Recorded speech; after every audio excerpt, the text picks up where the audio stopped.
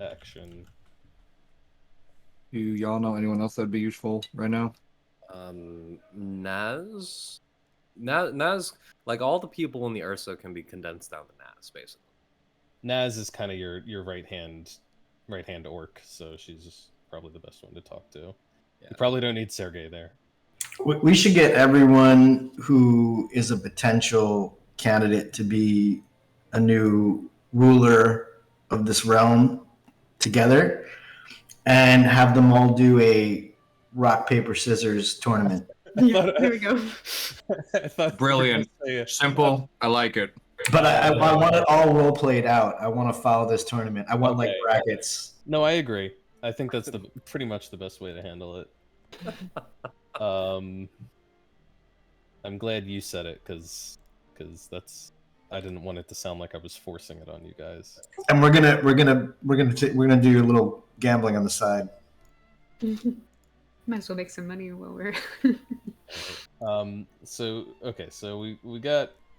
Let's get you guys. We know you guys are here. We don't need your tokens cluttering up the screen space. Get out of here.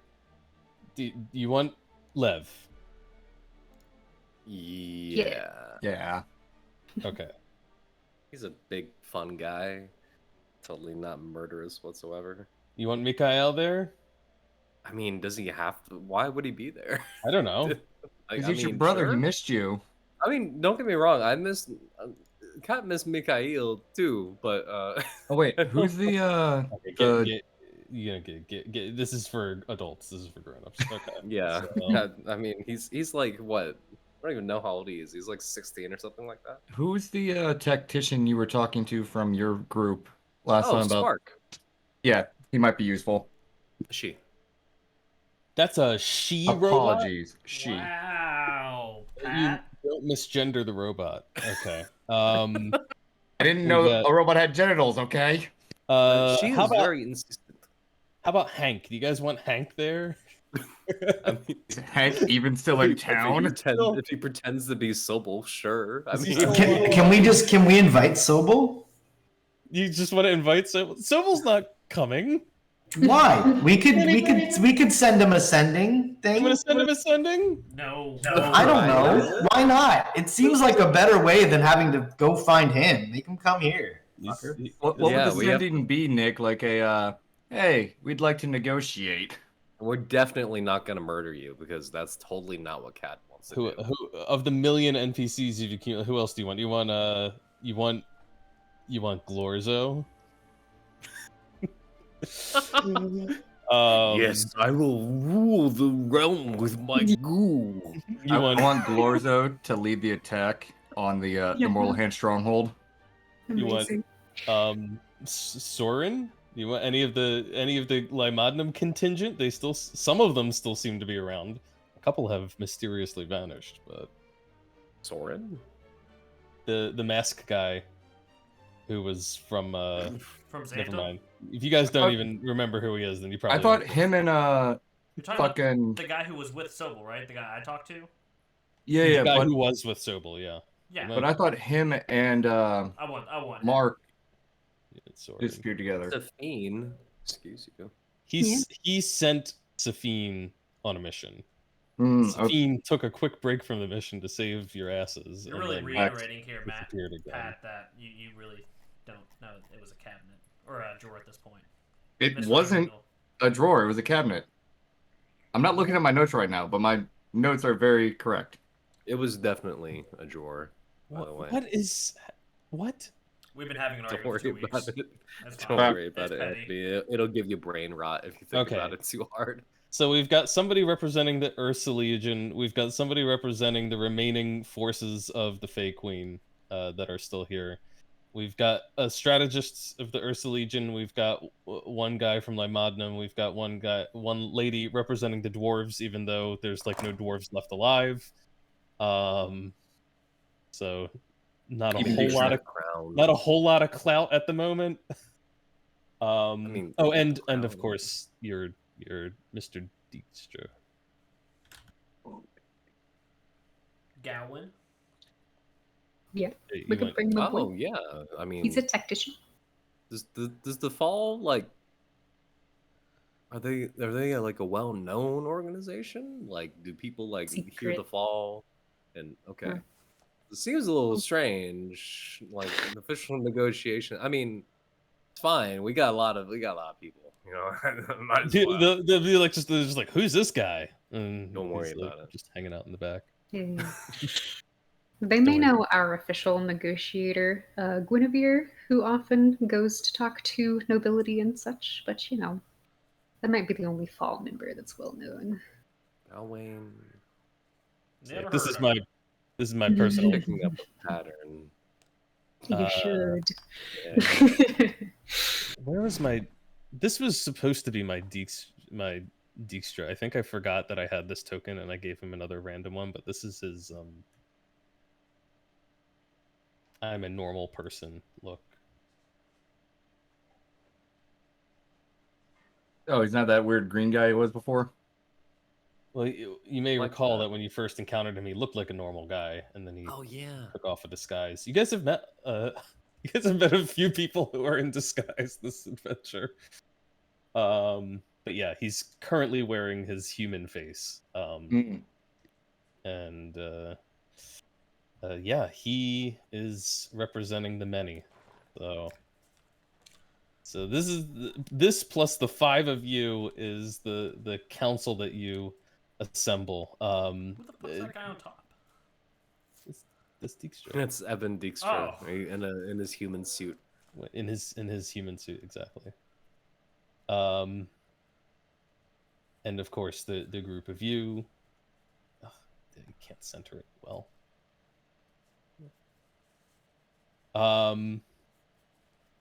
And yeah, this is who you bring to the table. It's clear that Lev is not keen on leading his now outnumbered forces into battle against all of these troops of the many.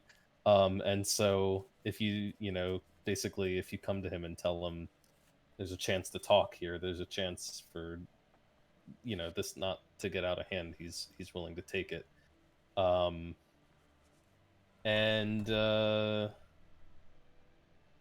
And yeah, Dijkstra for his part is in a similar situation. He came to rescue, to liberate the relic from under the mines, and well, you guys handled that quite swiftly and efficiently. And so, as far as he's concerned, the mission was accomplished before he even arrived. He's not here to go straight into bloody battle either. And then, well, you kind of know where everyone else stands roughly. So we don't have to role play every single, interaction of this convening of figures. Obviously, there's a few of them that are a little bit uneasy and at odds with each other. You can see that, Lev and Dijkstra are obviously the biggest, the most at odds, two commanders of opposing sides. And in spite of everything that you've said, to Lev, Dijkstra is still kind of this rebel, this he's been leading these raids and actions against Fae Queen. So even if everything you say is true, there's still that element to it. And Soren representing Lymadnum, Hasmahilda is just hanging out. But Just hanging out. she's representing herself at this point. Like, everyone is dead in terms of the dwarves that were here. But I'm gonna shut up now. What is it that you guys are hoping to achieve?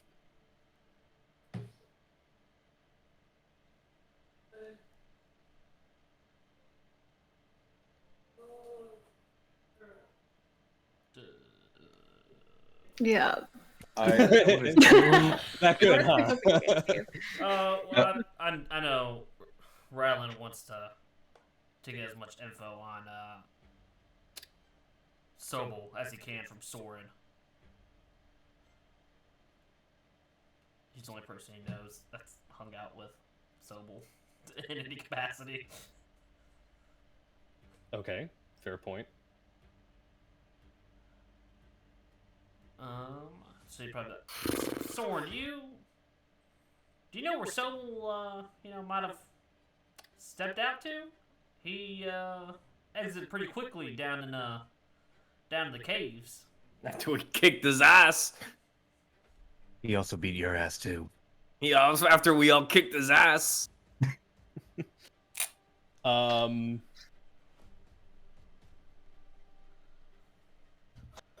Soren says, there are few places that I can think of that the man might retreat to, places that he considers to be truly safe. He may have returned to Velinastad, if you say he fled abruptly. Of course, to return to the Basilica, the headquarters of the Mortal Hand, unless, of course, he had some reason to feel that it was less than secure anymore. Otherwise, perhaps to the Fey Queen's court in Rusalgrad. And if not there, then maybe to this so-called academy.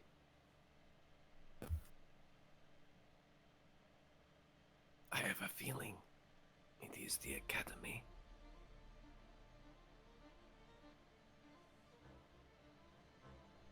Do you know exactly where that academy might be?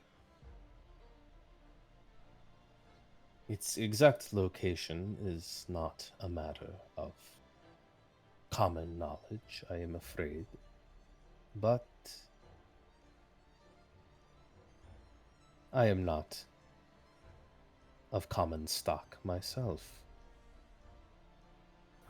It is far to the north, as I'm sure you are aware, amongst the worlds, the great sweeps of ice and snow that wrap round each other, twisted by magic. It is a dangerous place, yes? Not only because the Fey Queen guards its secrets so jealously, but because the land itself twists and turns with the flow of the tides. You mean like the actual ground turns? The land, the sea, the air, and the things which walk and fly within it. Is that like a constant movement or like over time it moves? If it's constantly moving, that's a little treacherous, ain't it? I take it none of you have ever traveled to the far north or the far south, where the tides are wild, unpredictable. Things become less constant there. You can rest assured that the Fey Queen would not build her academy there unless she could exert some control over the place. But yes, it does shift, sometimes slowly, sometimes all at once. Does she control it with a ghost light? The ghost light. He kind of pauses for a moment, and you can't really see his features behind that mask, but you see him like considering that. The ghost lights are a peculiar bit of esoterica, but not ones commonly understood or well studied. What connection do you see between the Fey Queen and any ghost light? It's really rather simple, actually. By tampering with the ghost lights, at least some in the past were able to call forth the connection, a hole in this world, to another plane. If the Fey Queen's power originates from outside of Yon, it's only natural that that may have been the way she gained access. And maybe the way she maintains it.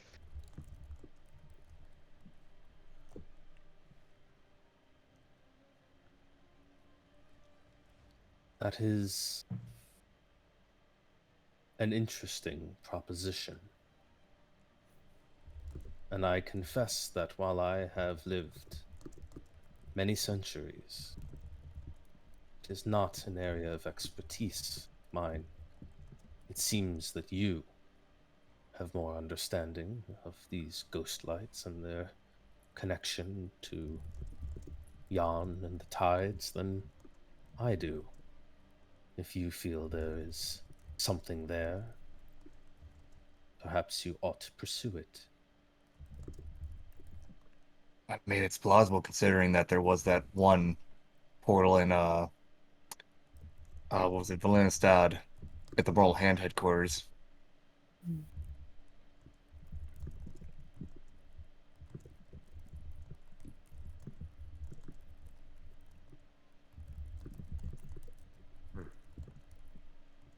Stand. And what me and my companions have come to understand is that somebody's here who doesn't belong. And they're fucking with our plane. And we've seen the end. We've seen what it comes to. There's nothing left. If we all want future generations to thrive in Yon, we only have one choice. We brought you all together to consider our options. For those of you who want nothing to do with this, tell us now and leave your fucking head on the floor.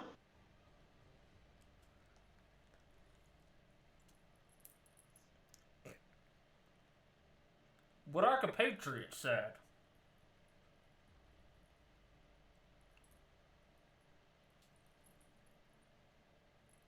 They think Lev looks a little confused. Like, I feel like there was some sort of turn of phrase there that I didn't quite follow. It means if you're not here to help, get your shit and get the fuck out. Is that what that means? That was very confusing, but I think I understood the sentiment. But I also think, if you haven't taken early exit and we, solve this whole issue going on with the Fey Queen, you kind of forfeit the right to be able to sway the decisions of the future of this kingdom afterwards. Sorry, let me clarify. What I meant was, if you're not going to support us in this, then the realm doesn't need you. And we'll just end you here. So not only will you forfeit your right to make decisions, you will forfeit your life. So, what you are saying, that we fight with you, or we die? It's a little severe. That is a little severe. In fairness, isn't that what you've been dealing with the Fey Queen this entire time? And also, to be fair, normally you all would have just killed each other anyway, at some point.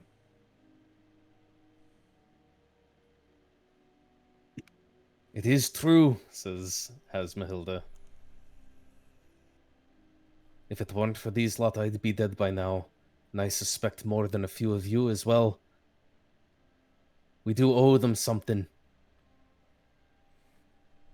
At the very least, our consideration But I suspect far more than that. I know that I, for one, will follow them wherever their path leads. Clan Torgrin may be a clan of one or two handful scattered across the realm now. But I will stand with them. I don't need to ask questions. I just need to know where they're heading and what they need of me. And It means a lot. Ugh. Lord Sistro. You can see that Soren says, I am uncertain of what resources I can provide to you besides my own knowledge, the workings of this realm and this world. I have seen much of it. My experience is vast. I do know what I wish to see at the end of this, though. You speak of this realm and the coming generation of leaders. You speculate that there may be one amongst our number who will steer the course of this so-called empire. But this is no true empire. It has not stood for generation upon generation. It has not been anything but a growth, a geopolitical cancer upon the face of this world, slowly spreading wider and wider, consuming other kingdoms, other civilizations in its path, driving out those who oppose it. What I wish to see is no realm whatsoever.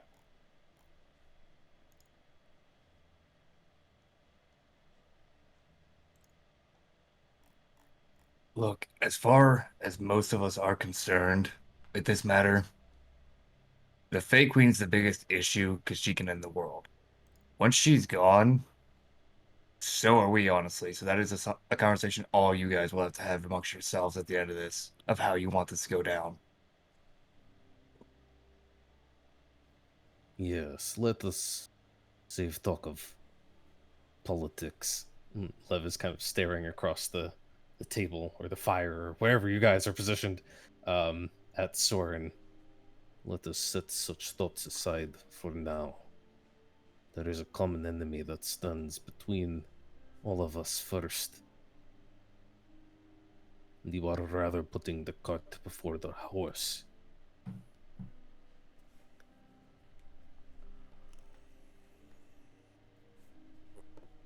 Yes, I believe we will have to save the world in order to divvy it up, as it were. But we are in agreement, at the very least. We have a common enemy, and we are creating a plan. Yes? Then what is this plan? Says Dijkstra. What is this strategy to employ? It's clear that we all understand what is at stake now, yes? There is no need to dwell on it. All we need is action. Very well. I will lay out what I have in mind, and we can go from there. First, we have, and she's going to start pointing to the map of the Fake Queen, drawing like past the Villenistad. We have a plan to destroy the mortal hand in its crib, as it were. Essentially, what we would do, we would take the majority of our forces, start marching them towards Ogus. And then from there, as we are marching towards the Worlds, the riders and us, pointing to all us in the party, will ride the vanguard ahead of the main force, which would be the combined forces of the Ursa Legion, the many, and she kind of looks at Uncle Liv, other forces that may decide to join us.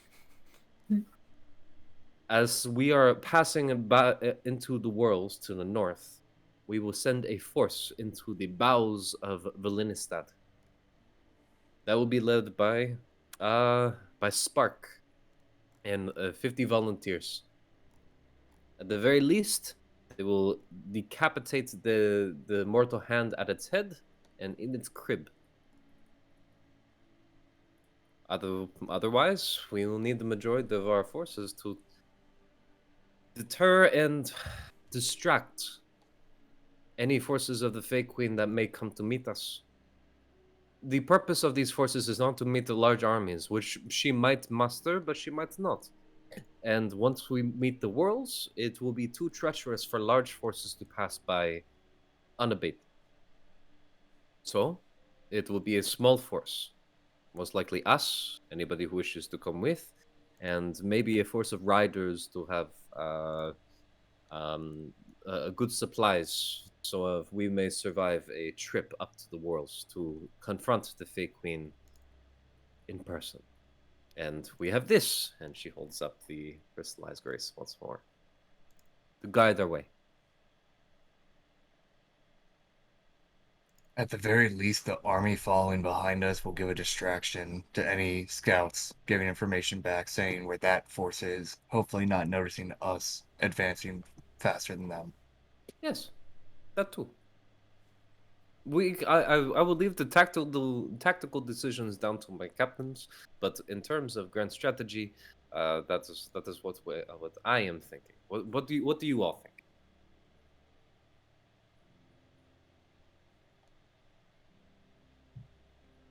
I mean, that sounds pretty good to me.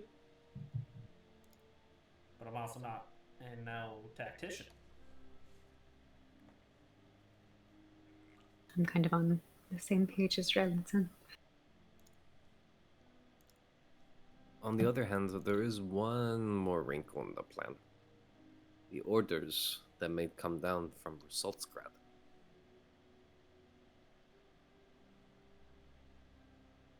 We need to make sure those orders never come. Mm-hmm.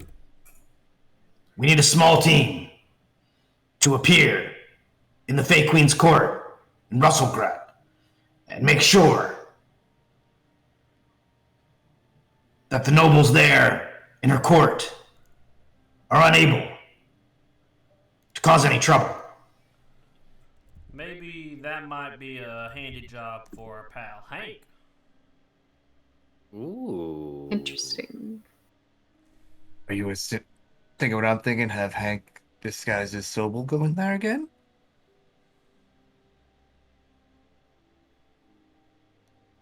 I do not see why not. His impressions. And when I mean we go into Vilinistad and take out the mortal hand, we take out the most extreme of them. The ones we want to capture. We don't want to massacre. If at all possible, I'd also recommend capturing the face of the Fake Queen there. Yes, we will have to detain any face that we find.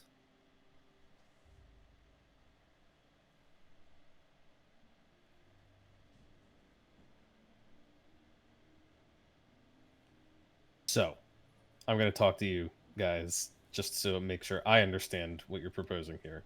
Sounds like a sort of three-pronged strategy here, where you're sending you want to take most of these collective forces, start marching them up north via Olgus, and continue on their way up towards the Whirls.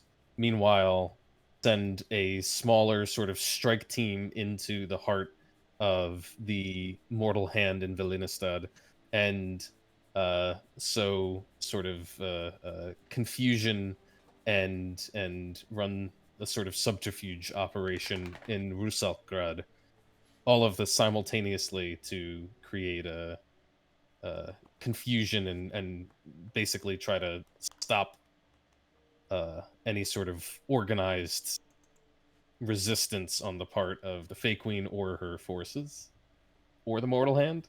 I would recommend that Lev, since he probably already has access to the court, that he go to Russelgrad and then bring some small force with him. Would we want to send Hank with him as Sobel? Maybe have 2 people there that could probably sway the court?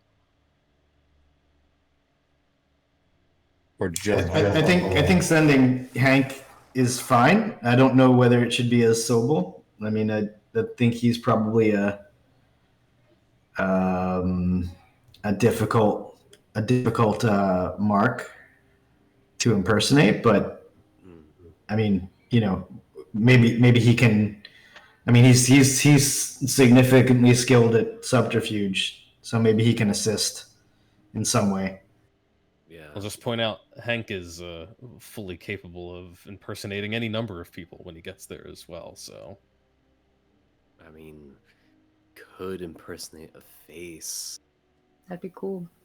and do that, but I think that's a little risky. big brain. Risky. I think we're sending him as support with whoever else Lev would find useful. Like leave it up to Lev, right? His job is to keep the court from going nuts and doing whatever, and we just give him the resources to do that and hope he can figure it out. And Hank is one of those resources. That sounds good to me. interesting. Okay, I like this strategy.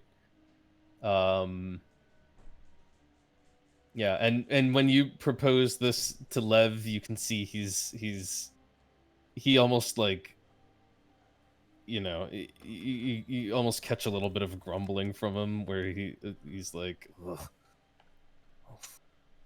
Russelgrad, I've done my best to stay away from that place. Cannot stand all of the posturing and all of the dancing. Why are there so many balls and dances and galas?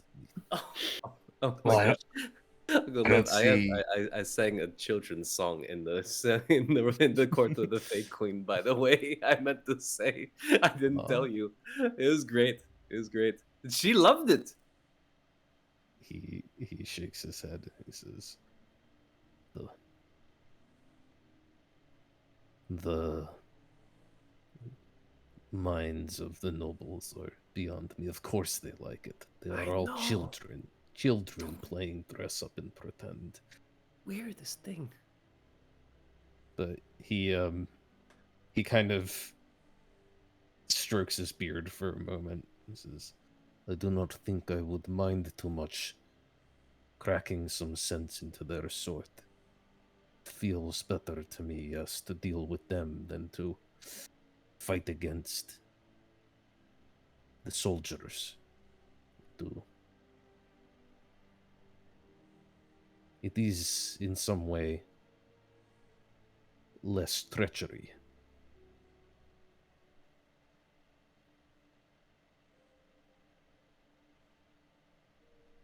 I can do this.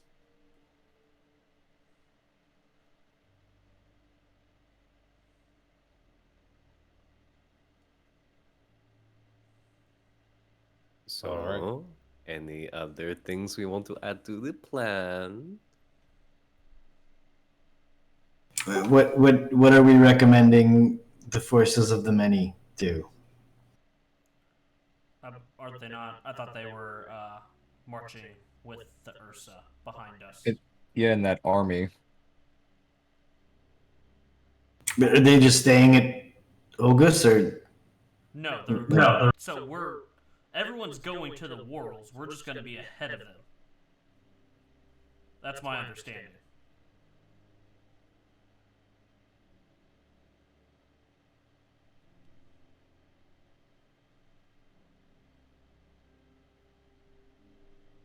I mean, where do we think the Fae Queen's going to send her army? Is she going to send them to the Worlds?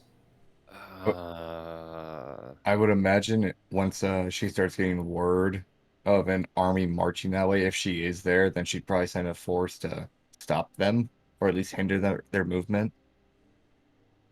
That the idea is that that army is the distraction while we move closer. Yeah. Honestly, considering the power of the Fake Queen, I'm less concerned about her versus a conventional force as much as I'm concerned about what Sobel's going to do against a conventional force. And the Fake Queen's probably so like, oh, whatever, I'll let Sobel take care of it. So he's probably going to get like he's probably going to use his armies to try and stop us.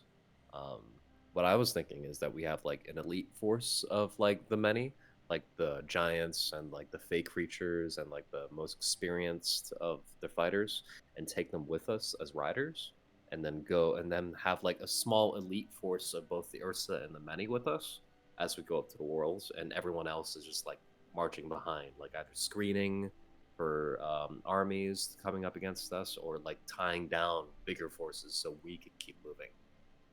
Are we gonna try to get the orcs at Olga's to join us? Yes. Ryland seems to have an in with them. Yeah. Yeah, right. They're here now. They're not at Olgoose. Oh, wait, those orcs.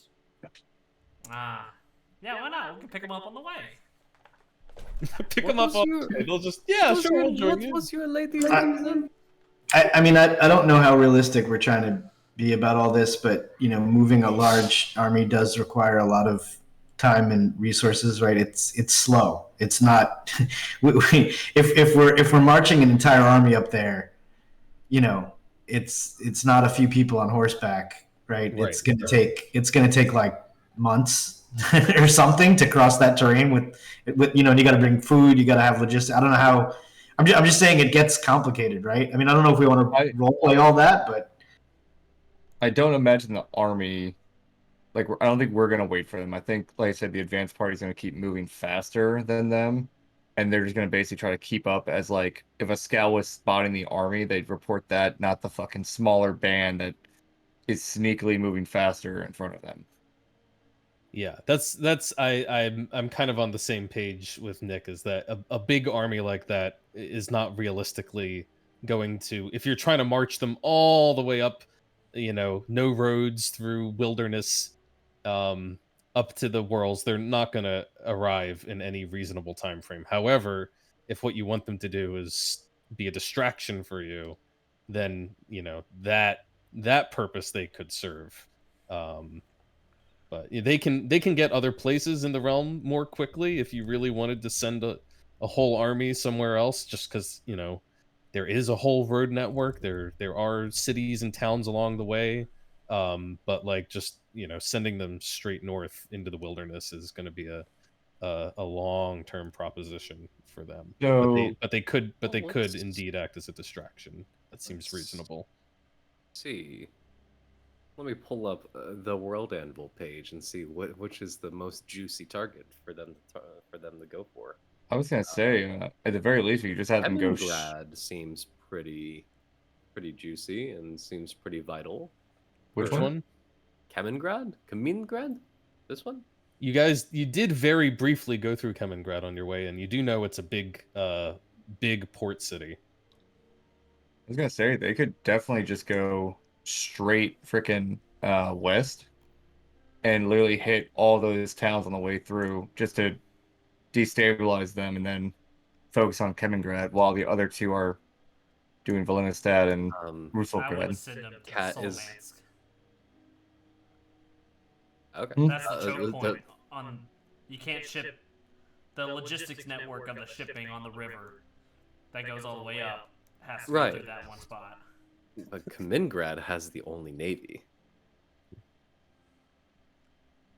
If they grab the navy, it'd be cool, I'm just saying. I mean, I think. Are you guys going off of the wiki page now? Yeah, I am. It says it right here. The only. Well, now I'm gonna open that's what I'm saying. Well, I guess if the point of this army is to be a distraction for the the Fey Queen's forces, then setting up a siege against Kemengrad seems a great way to distract her forces while we sneak north, right? And also pay the Ursa as we are there liberating every town on the way there. True. If we take the Navy, we can... I can't see the rest of the map. Oh, I gotta open up the map on World Anvil. Yeah, we'll be able to sail. We can set sail on the sea with the fake Queen Navy. Yes. We can fucking Daenerys Stormborn this bitch. Hey, that sounds perfect and totally not exactly what we're gonna do if everything goes south and we just have to leave real quick. So I'm sure we can. So okay, that's. I guess we're doing a 4-pronged strategy. We have we have Resultsgrad, where Lev is gonna go with Hank and go calm down the court and basically shut down orders coming from Resultsgrad. Valinistad, we're gonna send a small elite force of Ursa and anyone else who wants to go, basically like the elite dudes. They're gonna I take will down- go with them. Glorza is gonna go with them. To tie them down with their glue. Their glue. I will. You can't even do it. With their glue. Continue. With your glue, yes. While the army, number 3, by the way, is going to go and siege Kemengrad and take the fake Queen's Navy. Oh, I hate the Hilarious. If we want an Wow. extra layer of realism, the fall is mainly a message system, so they could bring resources from Xantum to the siege. And Perfect. You're going to. This is just evolved from like, hey, let's just all go north to, hey, let's orchestrate an entire coup. This is a coup. What did you think we were doing, It's man? always This a is coup. a Hold on. revolution or something, man. I don't know. Crazy. Okay. But the Right. Valinistad forces come with us because our concept was to portal them to Valinistad when we're ready to Yeah. assault the Fey Queen, so that she doesn't know that's coming. Yeah. Okay. So basically, we need at least 4. We at least need at least 2 sending spells ready, so we can both start the siege of Kemengrad, start the coup at Resultsgrad, and then we send the guys to Valinistad, and then we start riding north as hard as we can until we hit the Worlds. Okay. I'd say we wait until we hit. We just described there's this area where the Fey Queen has all her power concentrated, and we wait until we're at the edge of that to kick everything off. Okay. Fair enough. I like this. Yeah, the fall can definitely be involved in the logistics. Gawain may even suggest, perhaps the best place for him is to, I don't know, maybe he's best off going to Rusalgrad with Lev and trying to strategize from there and kind of keep the nobility at bay, keep the powers that be from getting out of hand or organizing and kind of using the fall to feed false information amongst them, or to sow kind of discord and keep them from organizing. He still has a few agents with him, and Merlin at some point would be like, where do you want me? maybe you should head our. Oh, go ahead, Merlin. No, go ahead. Maybe you should head our message system, Merlin. And bring any bringing medical supplies, food, anything that they might need to the siege. We'll see what we can scavenge, yes, and what we can organize. Hit any of our farmsteads along the way, and yeah. I think that's an awesome plan for Gawain as well. So the fall will be involved. The Ursa Legion will be leading a siege on Kemengrad. And the only so I think the only thing that leaves is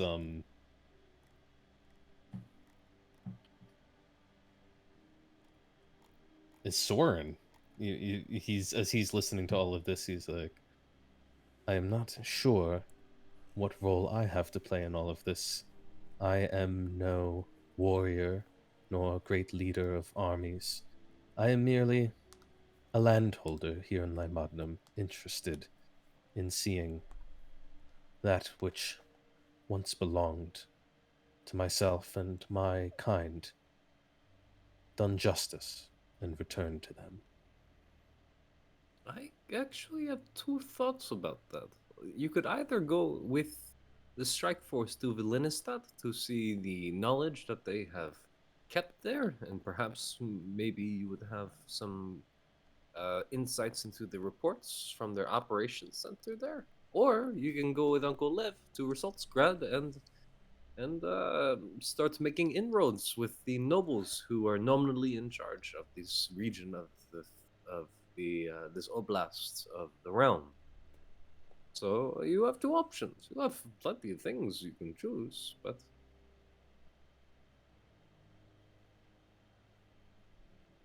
He seems to consider that it has been a very, very long time since I have stirred from my house in Lymodnum. I am loath to leave it behind now.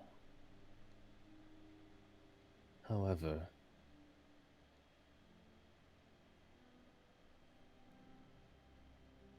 he kind of seems to consider,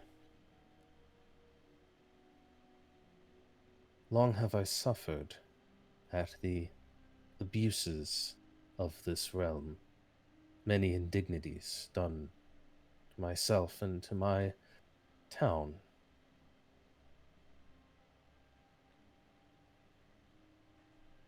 Yet you speak of greater indignities to be done, not only within Lymodnum, but upon this entire plain.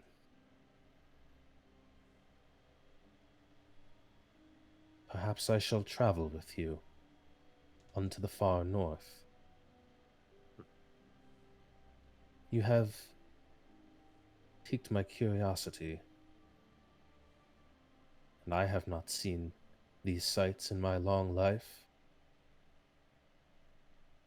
Perhaps there is more that I can learn there. I don't have a problem with that. Yeah, sure. I mean, it might be a good thing for someone else who is not us, who is involved in like everything that's going on, to see what's really happening. It would be a service, I believe, not only for my own good and edification, but for one with ties to the Xantum Empire to observe what is happening here with our neighbors to the north. Yes, they're the friendliest of neighbors. Right? Yes. Let us not forget the Vilinistad used to be the capital of Litas Mora, which I just read on the Wikipedia page.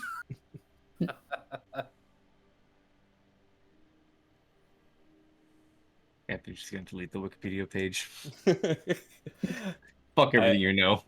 I actually love this because I've forgotten a lot of the details that I put into there, so I like that it's like, oh yeah, that is right. Like it still fits with what's going on in my head because obviously it's all running on these same ideas, but like I love that there's more information that I have actually already forgotten about that you guys can be like, oh yeah, that's a thing. So anyway, and of course I will be sending Mikhail and Lev back to Visegrad where it will be safest for them. Should anything happen to me, Sending who and who? Mikhail. And who? You said Sorry. Liv. Sorry, I meant Sergey. Okay. Wait, is that his name? And Polina. Polina and Sergey. Polina isn't even here. She's not? There were so many faces. I know you. You only have 2 children, Uncle Lev. But Yes. okay, whatever. I am not keen on bringing both of them to war every time. That is, you know, I that swap is- them out, you know. You only know It- 2 that Alternatives. about 2 of them. He could have more. The point Right. is that should anything befall myself or you, Cat, it will be for them to continue the Melnikov name. That is true.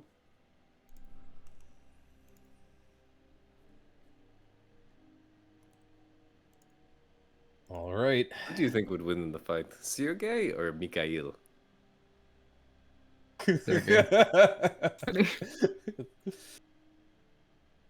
Yeah, there won't be any sort of continuing power struggles between those 2 branches of the family or anything. I'm just wondering, you know, out of curiosity. It's a good question for Kat to ask herself. But meanwhile, I think that sounds like a grand strategy. I didn't know we were playing. We switched to playing a grand strategy game here for a little bit, but you know, Europa Universalis or something. But I think you mean Vicky 4 or Vicky 3. sorry, sure. No, take your pick. But yeah, march your armies on Kamengrad, create a big show, send a smaller group to Visalgrad to sow discord amongst the nobility, and a third force that will travel along with you until it is time for them to lead a surprise attack on Vilinestad. Meanwhile, the group of you will just keep on marching north. The specifics and the logistics of everything can be left to your various right-hand men and women and orcs and Arakakra and the numerous NPCs that you've accumulated along the way. Both Glorzo and Hasmahilda volunteer to join that strike group on Velinistad, unless you have alternative plans for them. And Hank with Lev, trying to think if there's any other loose ends here. Soren is coming with you all the way as a observer. That's actually a good point. Do we want to bring anyone else to the core with the core of us? Otherwise, we're just gonna have like nameless Ursa Mooks, and maybe Tegan. Tegan's okay. Dijkstra is certainly eager to come with you. Oh shit! Yeah, I almost forgot about Dijkstra.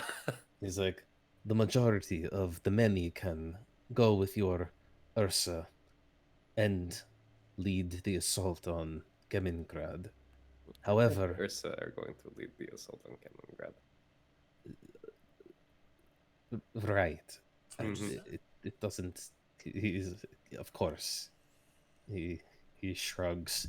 It's like, you and I both know that isn't what is important right now. I mean, it's kind of important to me, but whatever. You know, let's keep going. But I would suggest that those members of my army that are less human might be more useful in the far north, where the magic is strong. Those of giant kind, those of the Fae. They will handle the conditions better.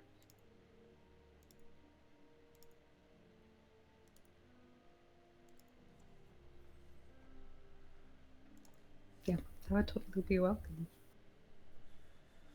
Let's get this show on the road, Yeah. baby.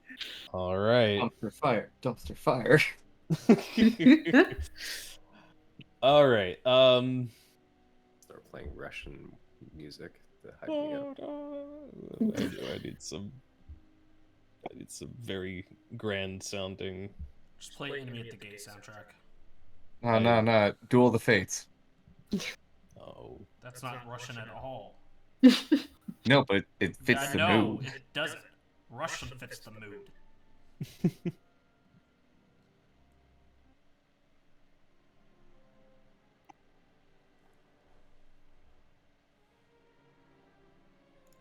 all right. The armies are on the march. You make your arrangements, you make your plans, and the assembled forces all seem to have found a niche, or you found a niche for them that suits their strengths and their own goals. And so the great march begins. The combined forces of the Ursa Legion and the many begin making their way along the roads to the west, and they bid you farewell, assuring you that they will keep in touch and that that they will raise quite a scene, raise a ruckus on their way to Kemengrad, to be sure to attract the eyes of every local noble and every spy of the Fey Queen. The Vilinistad volunteers, Strike Team Alpha, maybe Strike Team Bravo, maybe you guys are Strike Team Alpha, I don't know. I think they should give themselves a team name. Or Strike Team Eldath. Yeah. Not a fan of that one. But they will Death Strike. I like that one. what about I don't know, the Hand Smashers? Ooh, the Mortal Killer. Yeah, the Finger Breakers, I don't know. Yeah. Finger break. They will accompany you as you begin making your way north, and of course you have to say your farewells to Lev and Hank and Mikhail, Sergei, and the contingent that will accompany them back to Visegrad, steering well clear of Kaliningrad along the way.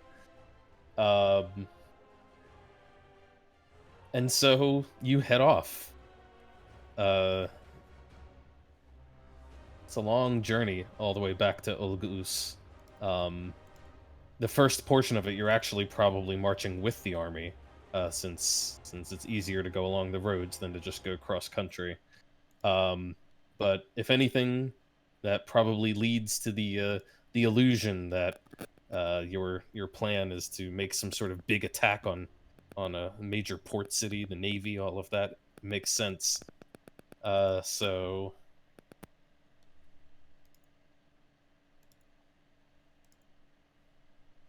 that is going to take a few days already. And at first when you set off, things are kind of quiet. But as you head further west, the little teeny tiny towns along the road and along the waterways begin to get larger, more populous, and it's clear the further you go that word of the army's movement is beginning to spread. As you start approaching some of these towns, you'll find that a few of them are turning out to be abandoned, or the people have already gone to ground for fear of being sacked along the way. But it only adds to the illusion of the threat of this army going, well, maybe not an illusion, it is a real threat to Kaliningrad.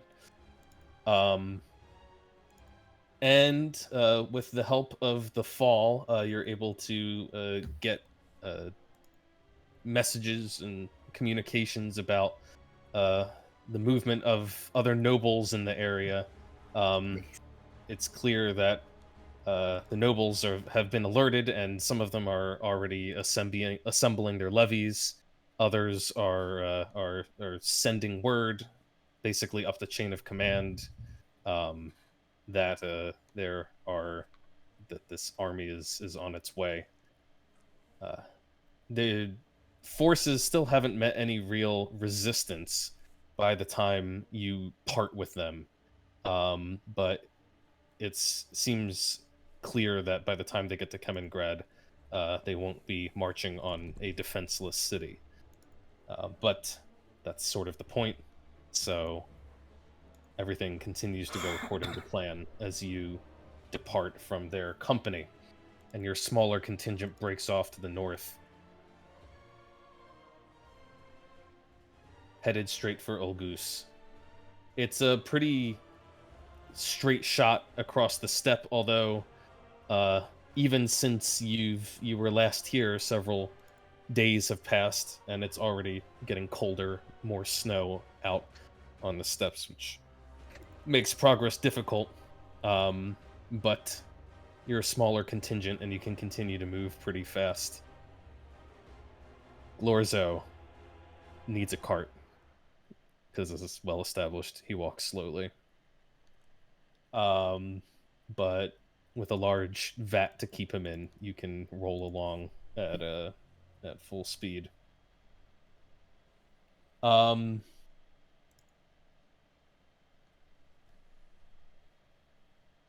Let me see. It was about. So this was how far exactly? About 150 to 200.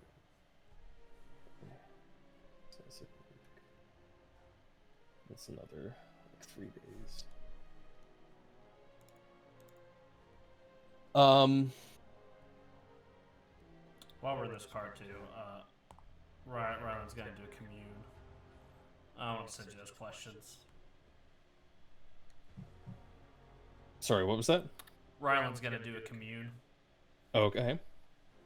I'll send those to you real quick. Sure. I'm doing a little figuring here. What exactly are each of you doing as you're on this march? Just kind of keeping pace with everyone. It is pretty grueling.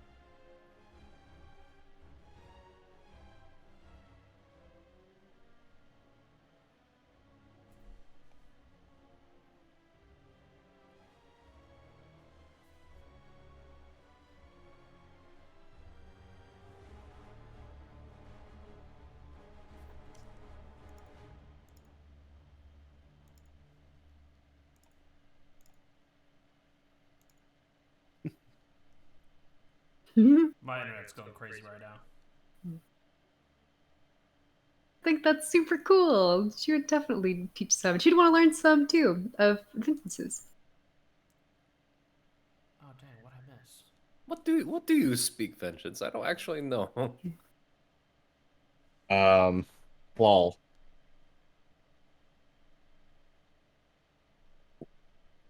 Out of character, the place where all tieflings are from is Claver or Caver Claw. So probably short name of that would be just Claw, is what they all speak.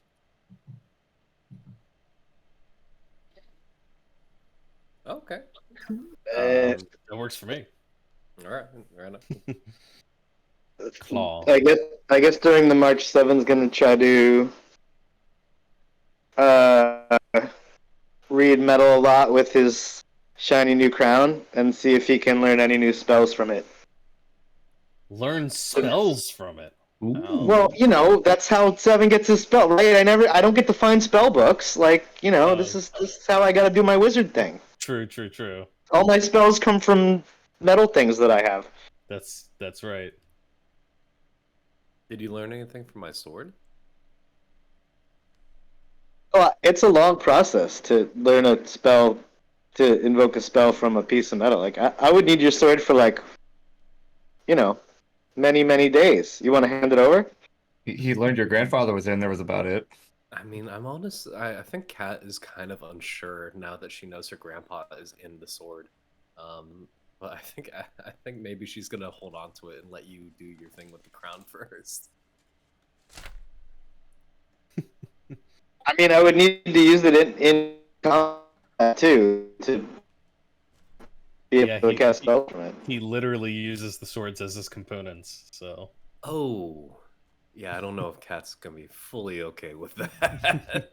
I mean, don't get me wrong. She likes 7, but I don't know if she'd give up her sword that easily. Yeah, that's why he didn't ask. Fair enough. I think Kat would appreciate that if she knew that. But yeah, I guess Kat will attempt to teach Vengeance some Chuzit and some Zdarl. Mm-hmm. He speaks 2 languages. Shit. Just the swear words for now. The important words. Let me ask you guys this one too, because I don't really do this very often, but I've seen other GMs do this, and sometimes I think maybe this is the better question. I often ask you guys what you guys do, but let me ask you more of this. This is less, I don't know. This is maybe more literary or more cinematic. It's not as much of acted out, but like, what is on your characters' minds as you're making this march? What are they thinking? Those questions I sent you. Those questions, yeah. Okay, great. Thanks. You Way to really engage. Just You send me literally some just asked. secret messages. Listen, these people aren't privy to my conversations with How Eldad. how does commune Conversation even with work God. again? Commune. I would put it closed on me. Hold on. That's all Ryland is thinking about is those 3 questions. Yep. Nothing else on his mind. No, those are the pressing ones. No fears. No hopes. Nah, I'll have time for those afterwards. Okay. I think at this point, Vengeance is probably just thinking like, huh, this is my first time ever actually moving with an army. It's kind of weird. Don't know how I feel about it. And hopefully it goes fucking well, because never really worked with this many people before. But that would be weird. Yeah.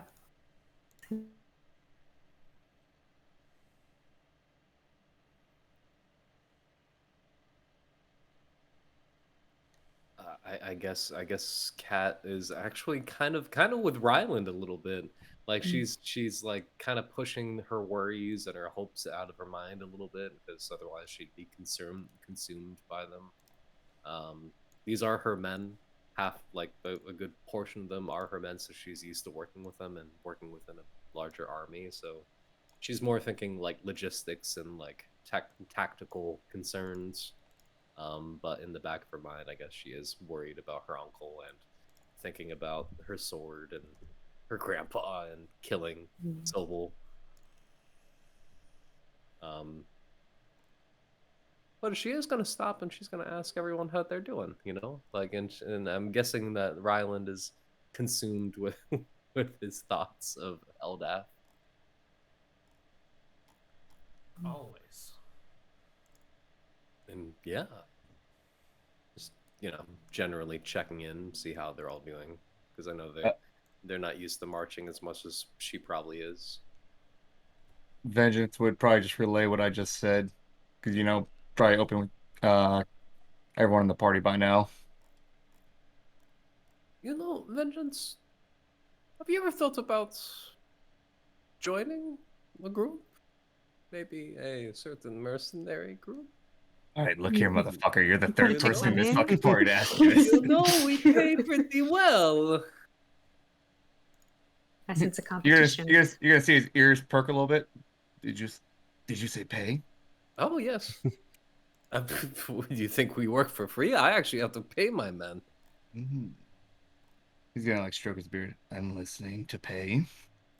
Well, I imagine Nimoy's on the other side, just like. I'm like, I've tried so hard. to get slide in interested. them DMs real quick. But I will say, Rylan is the only one who's presented me with a pamphlet. It's true. I provide solid materials. That is. When people You know, are we in do- crisis, they rely on the things they have in hand.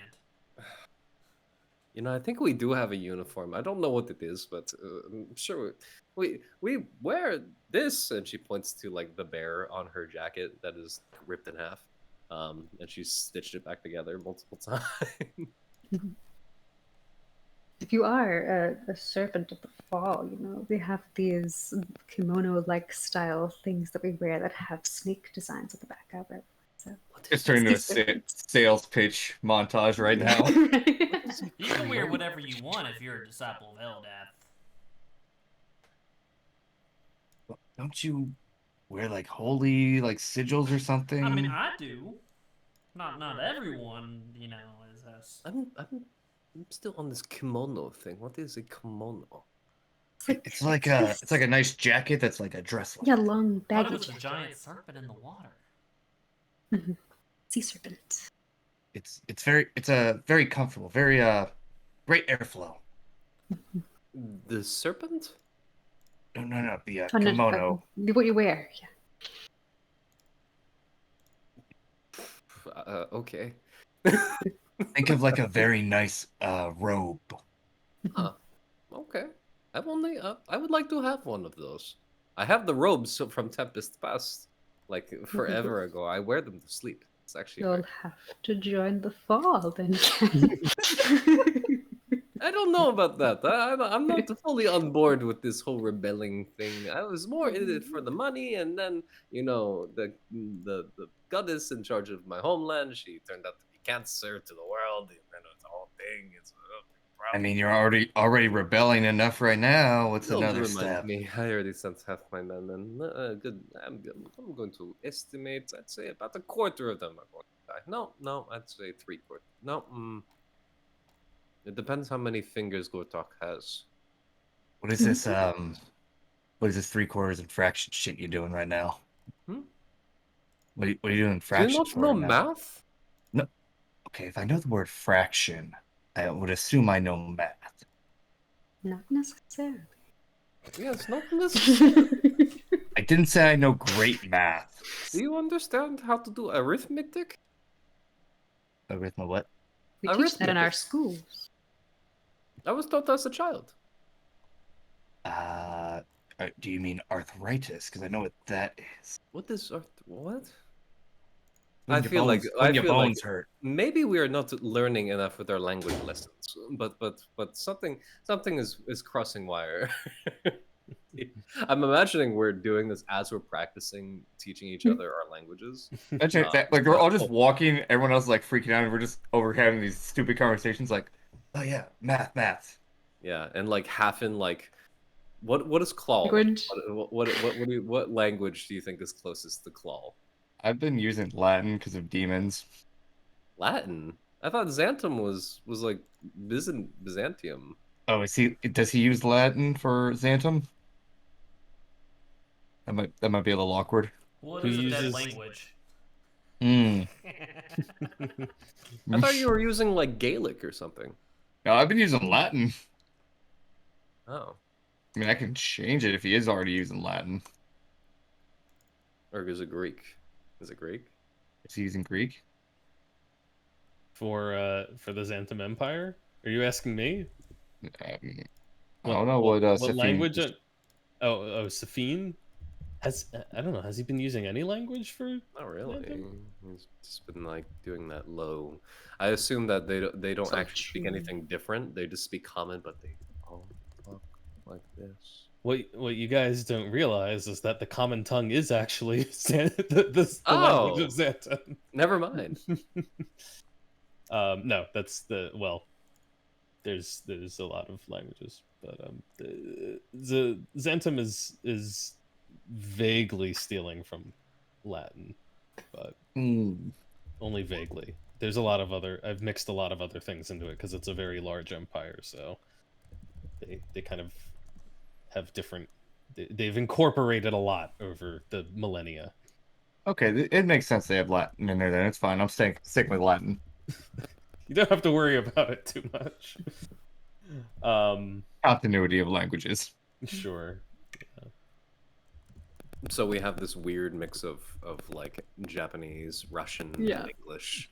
That's great. Everyone looking at us like we're speaking in tongues. Well, we are kind of. The Empire of Isles has to be Japan, right? That was the first thing that popped into my brain. Could be Philippines. It could be. Tagalog. New Zealand. What? What is what? What are we doing? Could be the Canary Islands. I've Guam. Cuba. If you guys do end up going to the Empire of the Islands, it's going to be interesting because I've definitely got a couple of different ideas for them that kind of are really, really hodgepodge in it. But we'll see. Anyway, all of that was an excuse for you to fill dead air while I was answering Ryland's question. So, good job. You guys spend about 10 days on the road before you make it to Ulgus. And as you're pulling up there, the orcs are, of course, camped there, planning to stay the whole winter after having, congregated and gathered all of their resources throughout the warmer months. And they're understandably concerned when they see a number of folks showing up. However, they do send emissaries to you first to be sure that they understand your intentions coming up here, because some of you they recognize, some of you they kind of know of but have never been approached directly by Dijkstra or the many. So they kind of want to know what's up, basically. Like, what are you guys doing here, showing up with, I don't know, maybe a 100 or so in your little retinue here?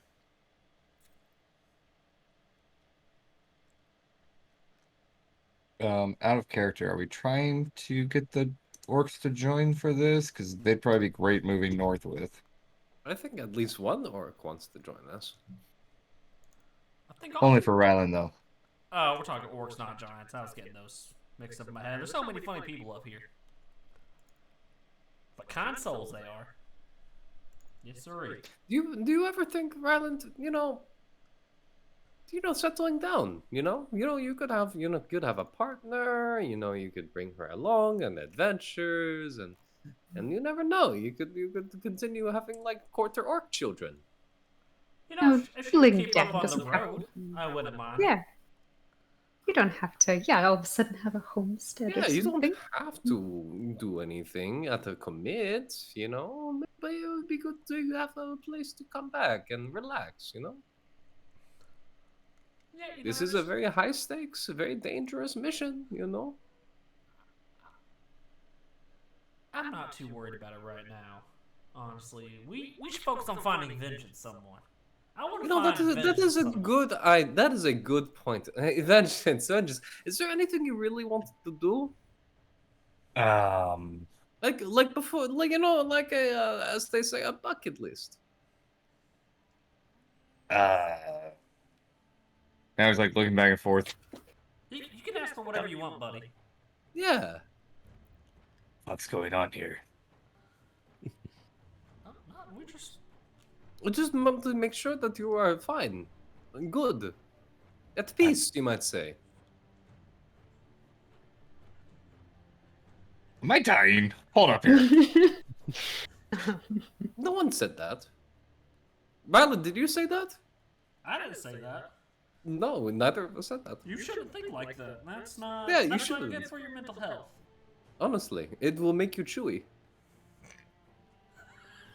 Tarrington is watching. Make me chewy?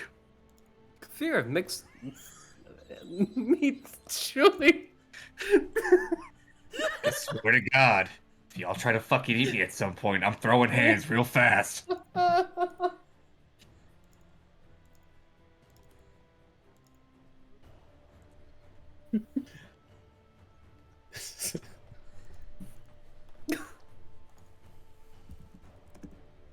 Vengeance is just gonna continue to stand there looking like confused as shit, like what's going on. I'm going to go get some bone marrow from the orcs. Excuse me. She can walk away, wiping a tear. He was so young.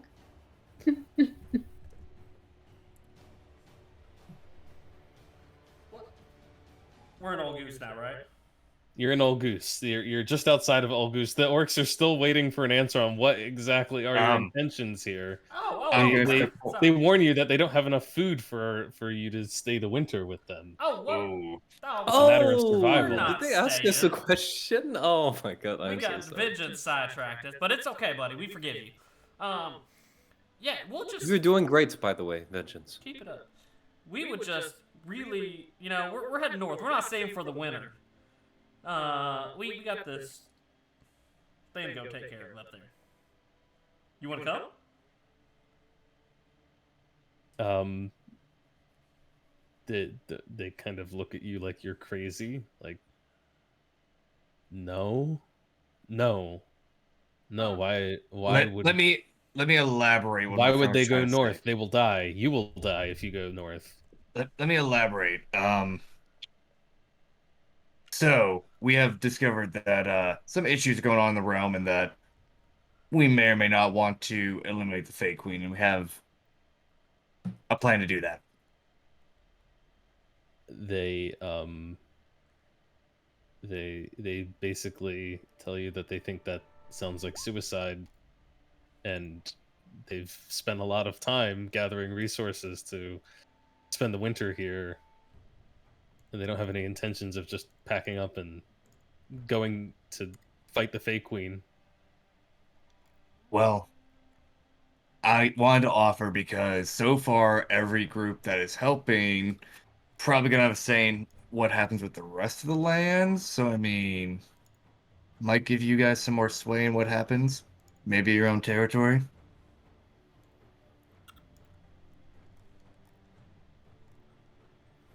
We're really The just...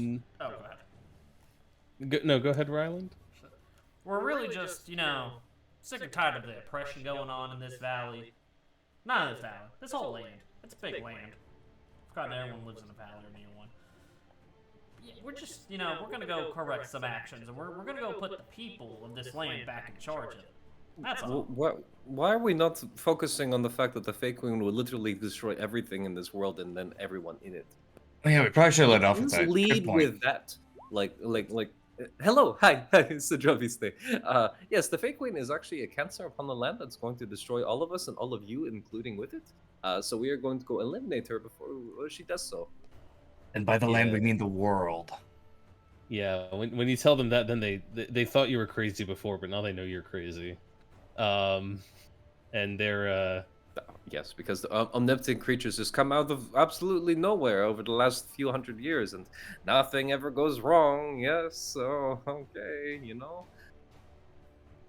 We don't really have any concrete proof. Anything. Yes, we do. How do we not have proof? You've got some little forms of proof here and there. I mean, you know that the orcs.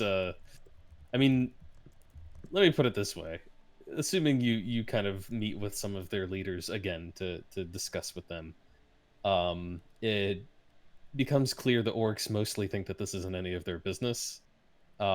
They've kind of, lived on this land for a really long time, and yeah, sure, there's a Fey Queen and stuff, and yes, they have seen manifestations of this goddess, but she mostly hasn't seemed to concern herself with them, and they haven't concerned themselves with her that much. Sometimes they run into some some sort of official business when they're stopping over in one of the actual settled towns, but they roam the steppes, and the steppes are theirs, and nobody bothers them on the steppes, and so they don't really see any reason to get involved in this. You want to go killing a god? That's for you guys to deal with. They've Fair got enough. they've got a winter to survive, and they don't seem particularly quick on the uptake on the whole idea of the world will end if we don't do something about this. However, I would like, I don't know, anyone who's getting involved in trying to talk to them to give me a persuasion roll. Nat 20. Vengeance, you were doing great.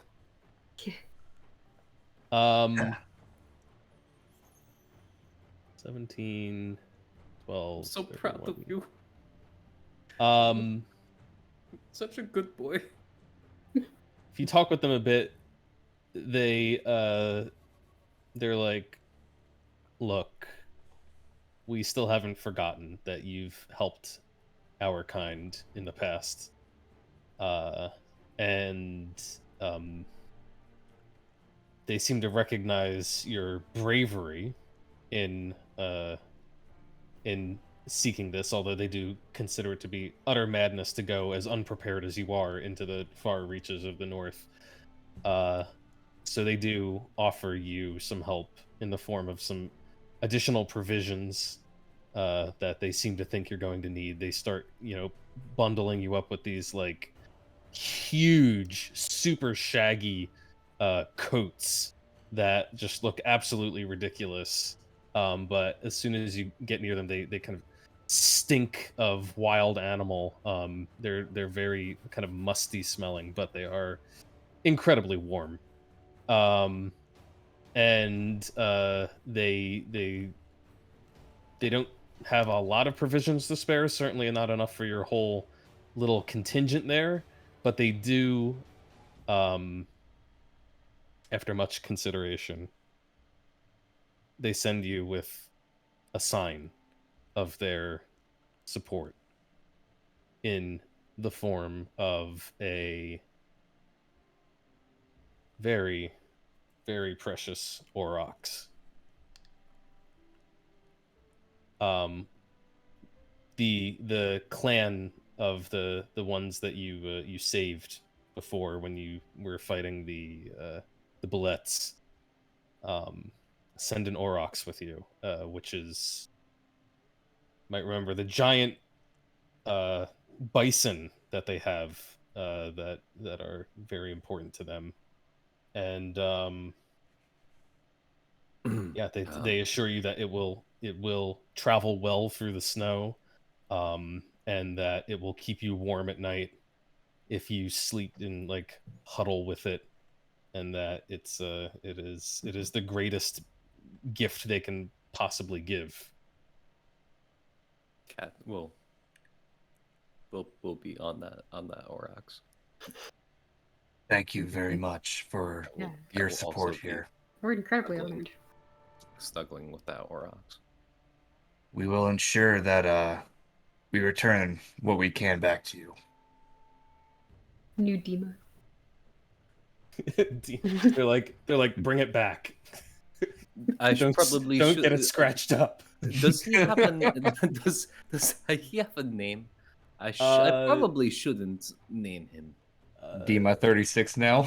No, this is only Dima 12. She is a It's a she. she, and Sejik, come snuggle. Seychek's still in his what do you call this suit? A hazmat suit? Oh god.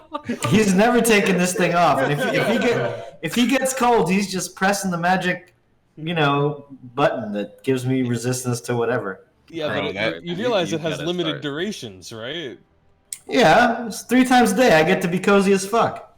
True. He also has Huh? 3 of those suits. You're gonna start smelling rank in that thing after a while. Bro, it's gonna be like a bat suit, all rubber. Yeah, when was the last time you bathed, Kat? That's a good question. I think it was actually last time we were here. Yeah, that's There was true. that very specific We- cleansing ritual that you guys did. Very yeah. specific, because we don't. I mean, when's the last time we stopped and we're like, yes, we're going to bathe ourselves in the river? I'm assuming it happened, but we don't say it, so maybe it didn't.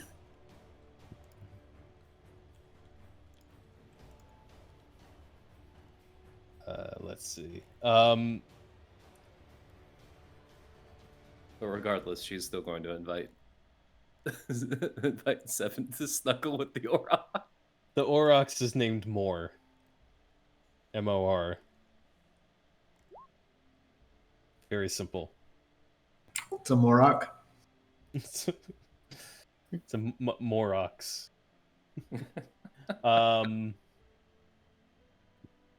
Yeah, Mor the Aurochs is she's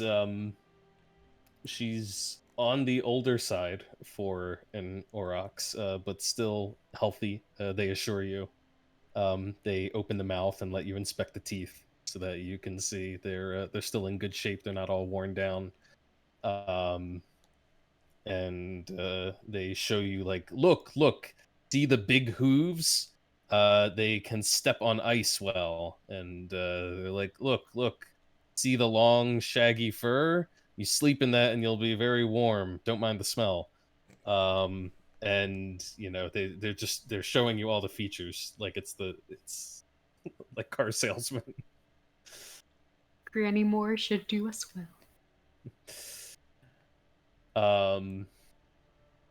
And yeah, they say bring her back if you can. It's kind of an honor system. They don't expect her back, but they say she is, she's important to their clan, so at the very least take good care of her.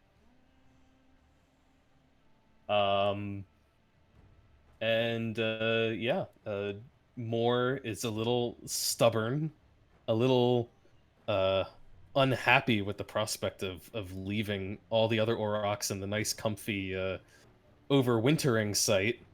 She was getting ready to kind of just spend the next 5-6 months sleeping. So I'm gonna need an animal handling check from someone if you guys want to. Oh my god. Rylan just jumps in. Oh no! I want more to be my friend. Wow, so several of you have really good animal handling. What the heck? You get to use animal handling. It's like, oh my god. And everyone's better at it than Cat. I know, it's terrible. Now I just need to see 7 try. No! Cat, I think you want it too bad. I do. You're a little thirsty, and Moore can sense that. Damn it. Moore is a little more low key. She's not a war horse, or she's not one of these like, bred for war kind of beasts that you're used to dealing with. She needs a little bit of a gentler hand, and it seems that everybody is capable of doing that, except for you. No. Just imagine Cat's over there aggressively petting her. Hello. Be my friend, please. Trying to wrap her arms around the Aurochs' head, and she's just not having it. She just like lightly shakes her head, and Cat goes flying several feet. You will be my friend more. You will be my friends by the end of this journey. Ryland and Nimue in particular seem to have an affinity for this beast, and it seems to be more kind of drawn to their a little bit calmer, more they can sense more your centered soul, Cat. natures. You just gotta. If you're frazzled, they're frazzled. We do When have have you chill ever met- voices. When have you ever met me and I have ever not been frazzled? That's why you're not very good at handling animals. It's okay. Yes, that is fair. But Vengeance, I'll you just wanna go cry in the corner. you wanna pet? You wanna? I mean, You ever touched one of these before? it's just an animal. It's chilling. Why would I bother it? Maybe it really likes you. You know, Vengeance, you're doing so Majestic. good. You're such a good boy, Vengeance. You can see Cat, Cat this is- seems hard. I can't tell if you're- struggling with being nice. Cat, are you okay? Yes, I am fine. You know, you're doing such a good job. Is Kat coming down with something? She seems a little ill. No, Cat's better. She's good. Well, as each of you is kind of getting accustomed to more and more is getting accustomed to you, you continue to press your way northward.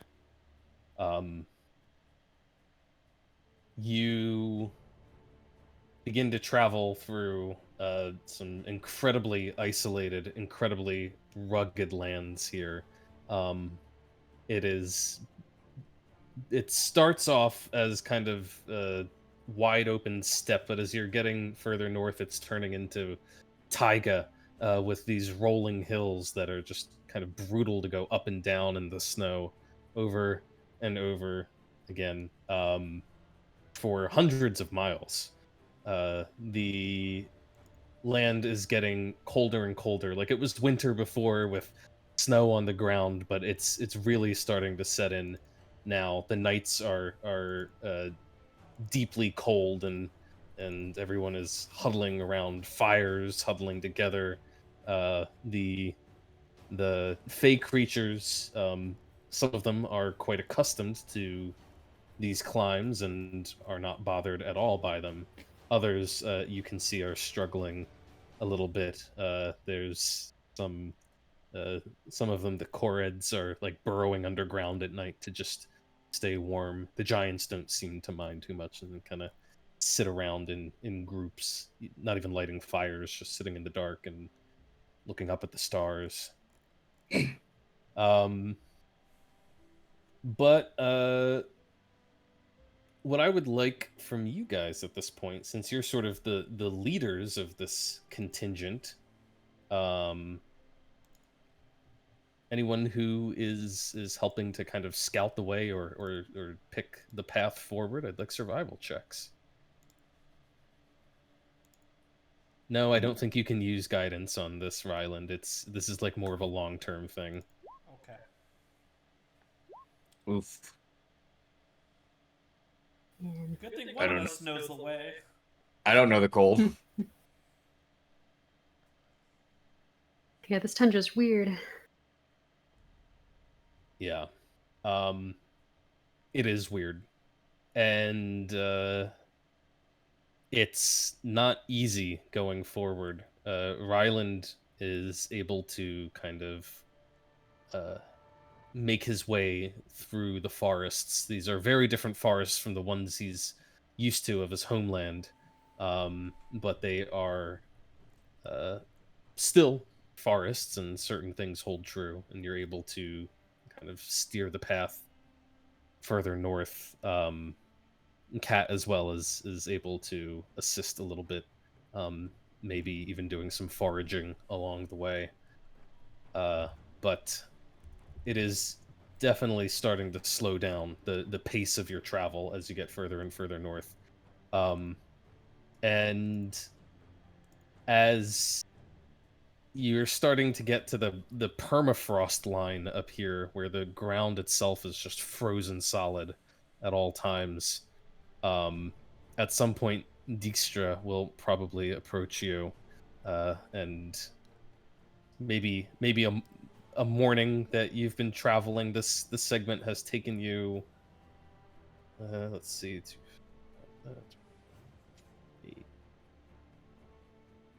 about a week and a half since you've been out of Olgus,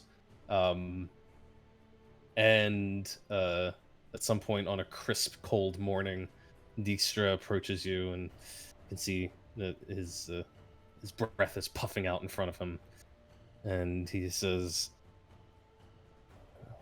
"We are drawing close to the Worlds.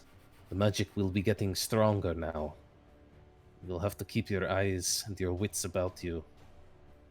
And there is the matter of..." And he says, like, "Where are we going Exactly. Do you know precisely where this academy is? Cat, where's your rock? Oh yeah, Cat. I forgot to mention this. Yeah, Cat has been at least kind of guiding, with Ryland, um, right, right, holding it up, holding up the rock, seeing where it is pulling her, and pointing in general direction, letting Ryland lead the way. Yeah, I mean, it's been pulling you for sure north and north since Ulgus, but as you're getting to this area here, maybe you pull out the thing again, and you're like, let's see where it leads. You feel the pull. It still seems to be pulling north, but then for a moment you're second guessing yourself. Maybe you were imagining it. Maybe you expecting it to pull north, so that's what you thought you felt. And then you do feel it. You're sure you feel it, but it's pulling a little more like to the west now, just a few degrees that way. And then it starts pulling more to the east.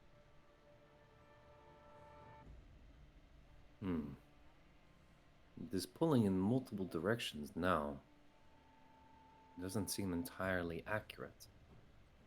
Huh. This is like shooting an azimuth. like you got a dead wreck in your way, but the compass is wrong. We're I was hitting thinking the about the compass too. Yeah. we're hitting the worlds here. They're gonna fuck with it. Magic. Yeah, Right. magic. Basically, we're hitting the magnetic north, and we can't And figure out it's where going the north crazy. is. Soren, do you happen to know anything about this academy? About where it might be? He you can't read his face behind his mask, but you can read a little bit of amusement in his voice as he says, "By reputation only, of course. I have never laid eyes on this place, and the exact location is carefully guarded, known only amongst the highest authorities of the mortal hand, and, of course, by the faces themselves." What it sounds like to me is that maybe, and she kind of pulls up a map again, and she pulls out her map, and she's like pointing to each of the worlds, like perhaps this is concentrated in each of these worlds, and she points to like the center of each one. There are 3 after all. Do we know anything else? Well, Did the Fake Queen say anything about it? according to your map, this one is called the Grand World. Maybe that's not just for shits and giggles, aside from the fact it's slightly bigger. Perhaps, but after we get up there, it'll be a treacherous journey if we turn out to be wrong. I would rather to be as accurate as possible. Can I try a history check to see if I know anything else about the lore? We know the academy's gonna probably be near the ghost light. I feel like I remember someone saying that at some point. 7, do you still have your little lightning rod? Maybe combining the two might help. I don't know. Lightning rod. Yeah, you know what you used to ignite the last ghost light. Yeah, we still have it. Do we? Sure. Yeah. What do you think? Yeah. Take it out. Tap on the rock. Tap tap. The thunderbolt was the key to reigniting the previous ghost light, and you speculate maybe it has a connection to this one as well.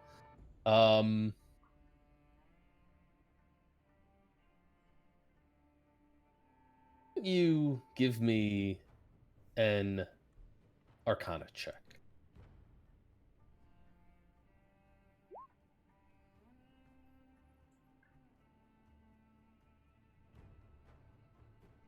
$15. 7, you are trying to kind of figure out, can I form some sort of connection here? Is there something I can tie into? Will this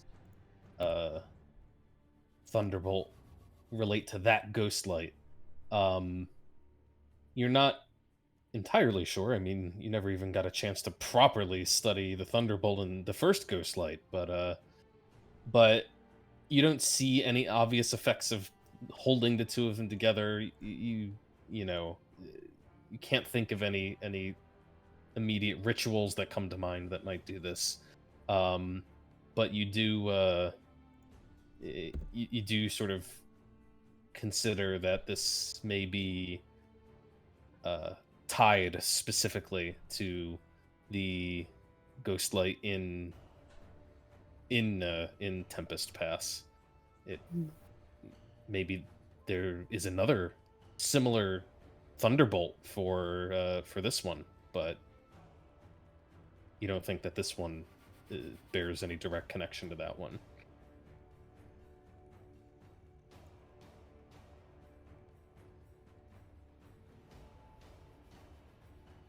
Okay.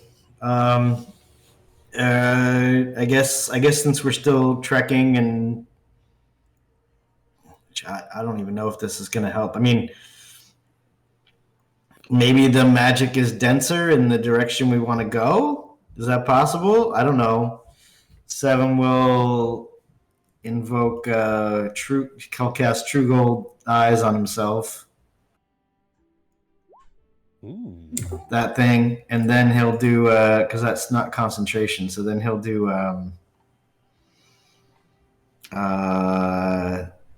Arcane Sight, and he's just gonna spend a few minutes trying to observe the whatever magic traces there are in the area, see if he can get any clues. I don't know. Interesting. Okay. You invoke your True Gold Eyes and such, and as you look out at the world, you haven't tried this yet as you've been coming up here. And Seven, you're struck immediately that you can see ripples and currents moving not just through the air, but through the trees and through the ground at your feet, even through your very own body. As you hold up your hands, you can see just like vortices and twisting patterns that not only run through you, but also connect